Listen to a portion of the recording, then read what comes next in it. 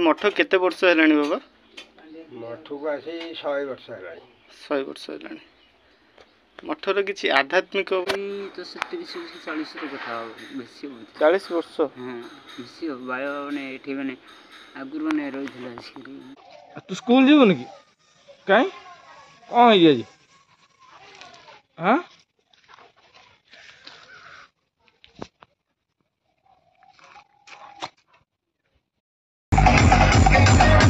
जय जगन्नाथ सांग मैंने आशा करुच्ची भल थे समस्ते। अपना फोन गुल्ली फल छाड़ी जब साना बुआ खेलुली कौन अच्छी तू स्कूल जीवन कि कहीं कौन है जी? हाँ आज भाषण नाचो बोली केते खुशी होची देखो नुचुची उल्का बेलून डरिके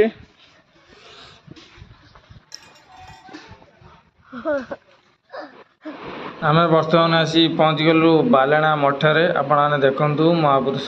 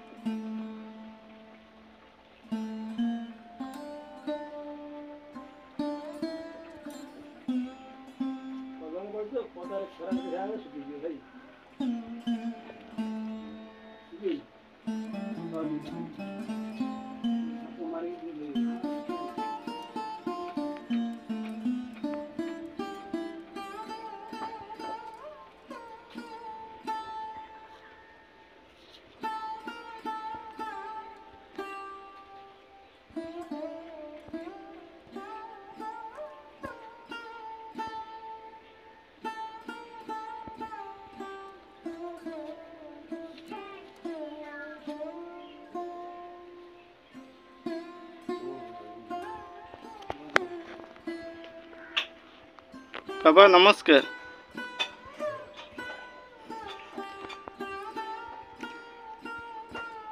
बाबा ये मठ केते वर्ष है बाबा? मठ को आसी 100 वर्ष है। 100 वर्ष है। मठर किसी आध्यात्मिक कथा कौन? आध्यात्मिक कथा आगे चलू था ये पिला बहुत भल। हाँ भल जो मैंने सब पिला अच्छी से आध्यात्मिक कथा पढ़े शरीर वेद कथा पढ़ो कि भागवत चर्चा हम भागवत 12 स्कंद कथा हो ना गीता हो सब आलोचना चले चले नाम कीर्तन है गीत गाँति सब पिला गाय सकाळे संज सन्ध्या सकाଳେ जो टाइम पाइले सन्ध्या मस्ट हम राति 9टा 10टा पर्यंत कर पिला सब जाते। आज्ञा नीति नीति हरिका नीति नीति मु चली आज तो एमती भिका करके आनिकी आसी ठाकुर पूजा कर्म जहाँ तार कर 3 वक्त बाबा संक्रांति पुण्य भल बंद तार वार्षिक जतक अच्छी सब चलिए आसब भागवत पूर्णिमा पूर्णिमार भागवत बढ़ा से खर्च हम गान बजान हम नाम कीर्तन हम खाया पीया हम रफर पशु चलू आम कर्तव्य नहीं जी आम करूँ आ। बाबा आपणकर बयस सीमा केते? बयस मत ए बर्तमान 70-72 वर्ष। 72 वर्ष है। आपण एठी केते वर्ष है रही? मुझे आसी हरारी बसा मु बसी घर दजीबा मन कथी बोधे 20 वर्ष खंडे हम 20 वर्ष भितर मु 10 वर्ष भितर बाजी हाली बाजी 5-6 वर्ष भितर मु बाजी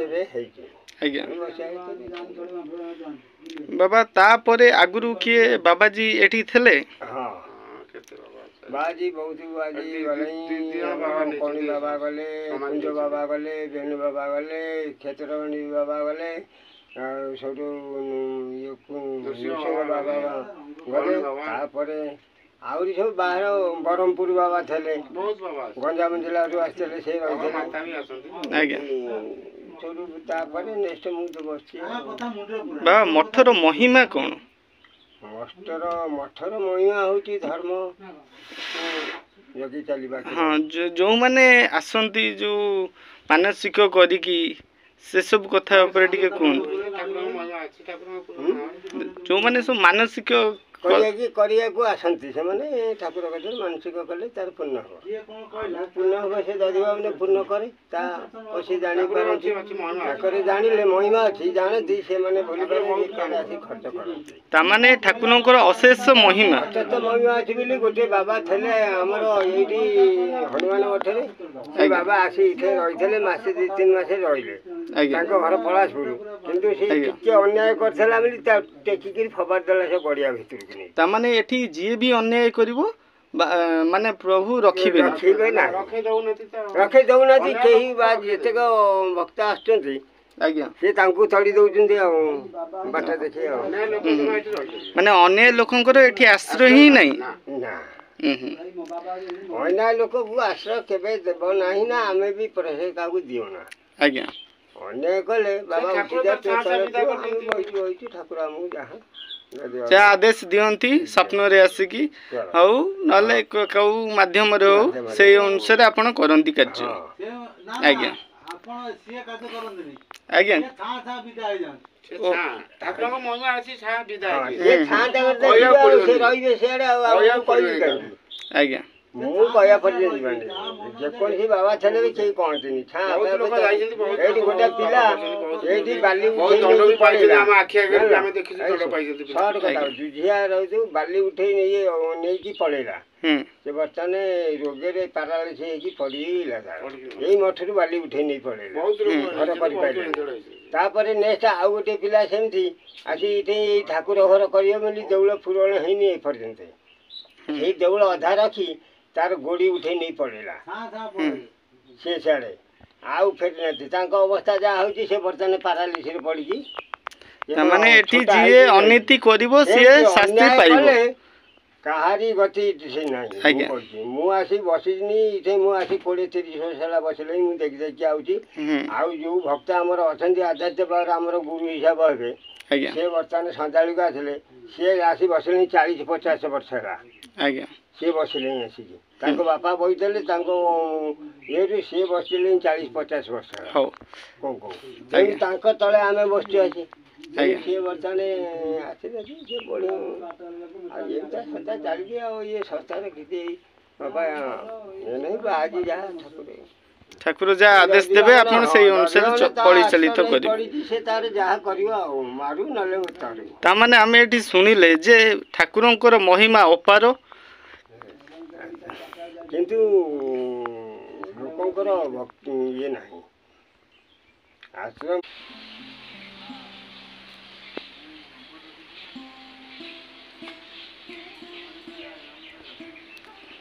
ଆସନ୍ତୁ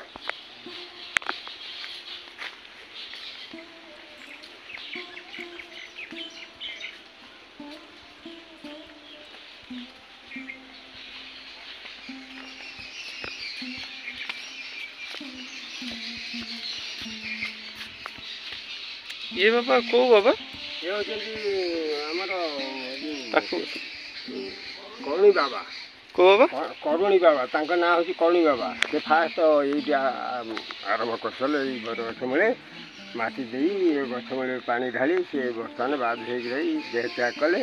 देह त्याग करे परे तांको आमे समान देई एठी मठते तांको पूजा विधि करियो।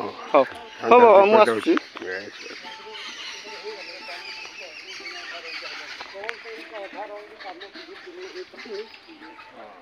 ଏଇଟା ଅବସ୍ଥାରେ ପଡ଼ିଛି ଆଉ। ବହୁତ ଖଳ ଲୋକ ହେଇଗଲେ ଯିଏ ଯାହା ମନକୁ ଆଉଛି ଲୋକ ପକେଇଲା ଅନୁଷ୍ଠାନ ଉପରେ।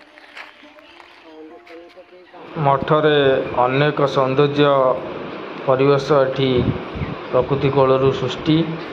ଆପଣମାନେ କହିବେ ମଠର କାରୁକାର୍ଯ୍ୟ କେମିତି କ'ଣ ହୋଇଛି। ବହୁତ ପୁରାତନ ମଠ। ବର୍ତ୍ତମାନ ଆମେ ବାହାରିଲୁ ଘରକୁ ଯିବା ପାଇଁ। ଘରେ ଗଲେ ଆମର ସେଠି ଆଜି ଭସାଣି କାର୍ଯ୍ୟକ୍ରମ ହେବ। ଆପଣମାନଙ୍କୁ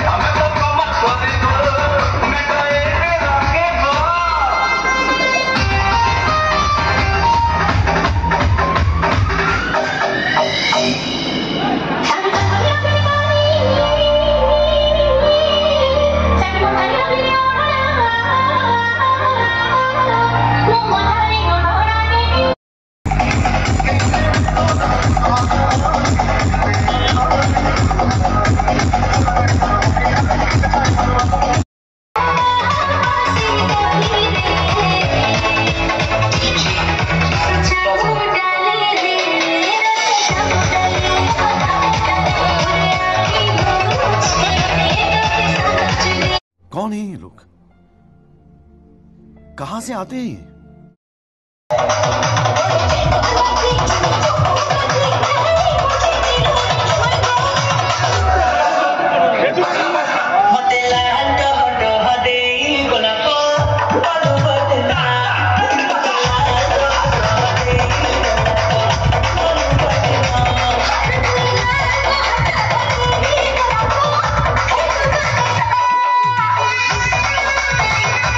सांग मैंने चैनल को सब्सक्राइब करूँ, लाइक करूँ, शेयर करूँ।